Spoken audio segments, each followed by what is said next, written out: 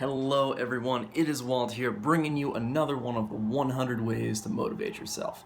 Here we are with our 51st part in this series, breaking past halfway, and this one is about advertising to yourself. So it has a quote from a famous sports psychologist that goes into the idea that losers lose because they visualize the penalties of losing, and winners win because they visualize the rewards of success. What we should do is market to ourselves or advertise to ourselves the idea of what we can achieve when we win. When we win big things, we can see those kind of rewards, see all the benefits we can get out of it, and it just feels great. Those things are excellent, and we can just see the true potential there. Advertising our goals is kind of an idea here.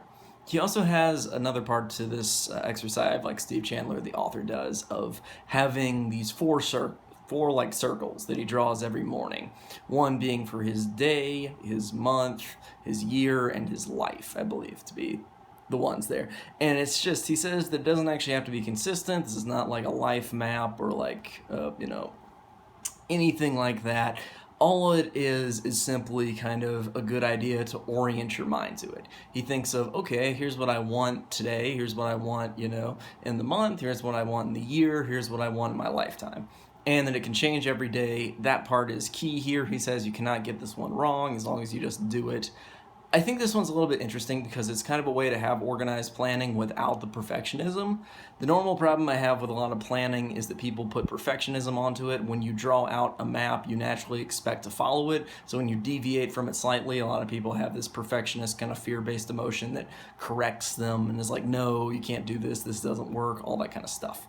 But instead, when you focus on here's just kind of a general kind of guideline. That's more what desire is going to give you. Desire is going to give you a general pathway. Perfectionism will try to sell you, okay, you can do this exactly like a robot, you're going to do exactly this, versus desire is going to sell you a general map. And he's saying that when you do this, you really stimulate your desire by creating these four circles, filling them in just like, okay, today I'm feeling like this, this, this, and this, and that this can really motivate us and advertise our goals and our success to ourselves.